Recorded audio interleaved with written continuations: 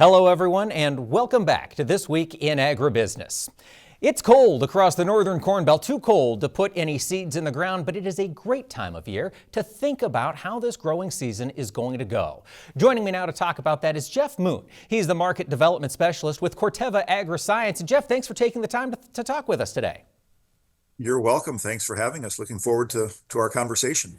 As you think about what growers need to have in mind before the growing season starts, Jeff, are there 5 key fundamentals that you think they need to have their eye on? I think we can break it down into a few categories here. First off, you might want to think about the soil and knowing what you're dealing with. So if you haven't taken a soil test yet, maybe you didn't get that done last fall, certainly this spring when the ground is thawed out, depending upon where you live, get out there and get a soil test done so you know what your different nutrient levels are in the soil. So that'll help you dial in that plan a little bit better when it comes to your fertilizer applications and knowing what your pH levels are and organic matter. All that is important. And so if you don't have that baseline, that's a really good place to start. Absolutely. And I would imagine that funnels very nicely into, as you mentioned, that nutrient management component. Yep. I think people certainly want to get the most out of their investment that they put out there in the soil. And so making sure that you're putting out the right amount of fertilizer, N, P, and K, but then also managing that and making sure that it's there when the plants need it. So specifically in corn, we think about nitrogen. Nitrogen is one of the more expensive investments that a grower will make in their corn crop.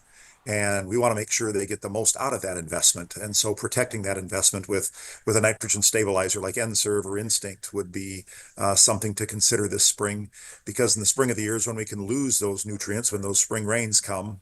And we want to make sure they're there when the corn plants need them. So we need to protect that investment so that we get the most out of that. Absolutely. And of course, those spring rains come, they flush nutrients. They also encourage weed seeds to flush out. Are you thinking about weed control this early? Absolutely. Growers should be visiting with their retailers about what they want to do this spring. Let that retailer know whether it's grower applied or custom applied.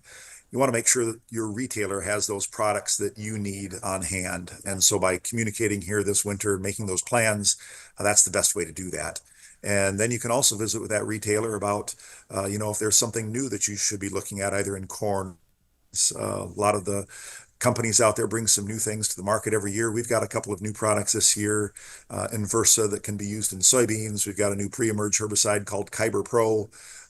In corn, we've got one called Resicor Rev. So there's always new advancements, new innovation coming, and growers should hear about that and find out if that's a good fit for their farms. And then I imagine they need to start making plans to get into the field and scout how are these products working for them. Absolutely.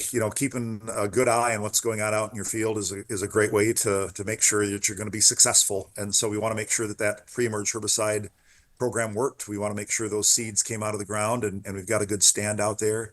But now we're looking for what weeds might be there for that post application. It might be something where we take a look at what diseases might be developing based upon the conditions that we're facing, or if there happens to be an insect problem. So all those things need to be considered when growers go out and do that scouting. Absolutely. And so I imagine when growers are preparing for their growing season, they're thinking through these things. You probably shouldn't write these lists down in concrete, should you? No, that's not a good idea. It's always good to have a plan B. We can always see a supply situation pop up where maybe you were planning on using a particular herbicide or an insecticide and all of a sudden it's not available. Or maybe you were going to put corn on some ground and the weather changed, you weren't able to get that done, and now you got to pivot and go over to beans.